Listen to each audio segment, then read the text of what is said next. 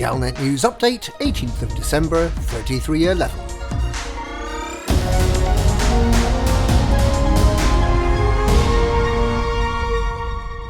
Visitors and veterans have gathered at the War Memorial to celebrate the first anniversary of the end of the Second Thargoid War. Meanwhile, the internecine war around HIP 87621 is just getting going.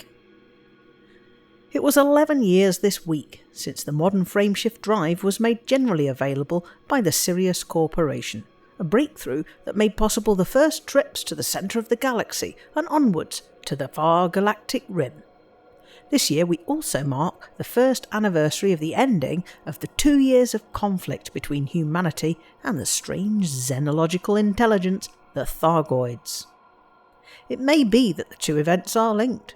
Less than 2 years after Sirius technology made exploration trivially easy, we began to find evidence of the Thargoids.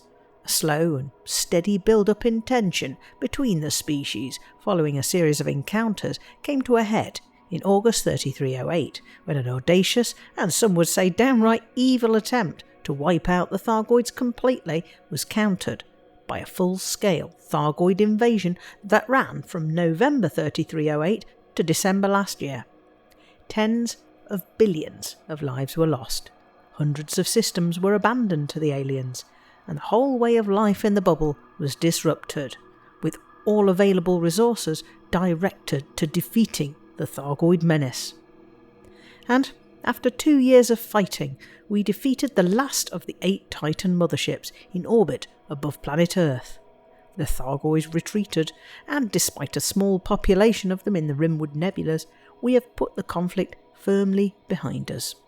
We have repopulated abandoned systems and starports, and we've done so much more, colonising a much larger part of the galaxy, swelling the bubble to at least 4 times its size in less than a year. But it's not all progress for humanity.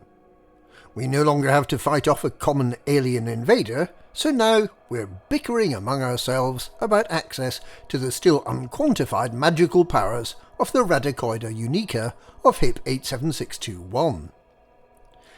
Well, not all of us. Supporters of Zemina Torval have joined those of Jerome Archer in proclaiming the contest to win control of a new, powerful module as unseemly and unbefitting a civilized power. That leaves 10 powers still in the contest, with the strongest showing this week coming from the Emperor and from the Simguru. With little progress from Princess Aisling, there's now a 3-way tie in first place, with Alliance Councillor Nikato Kane and retired Admiral Grom in a creditable 4th and 5th place. These 5 powers all now have strongholds, while Delane, Petraeus and Mahn have 1 fortified system each. President Winters now has 2 exploited systems instead of the 1 fortified system she held last week, while the Sirius Corporation CEO, Lee Yong-ri, continues to hold on by the narrowest of margins with a single exploited system. 1 or perhaps both of Winters and Lee are likely to be eliminated on Christmas Day next week, while Mahn, Petraeus and Grom will need to redouble their efforts if they wish to remain in the contest. The Radicoida War is expected to last for many more months, and it looks likely that Simguru Pranavantal, Princess Aisling Duval and Emperor Arissa plan to go the distance.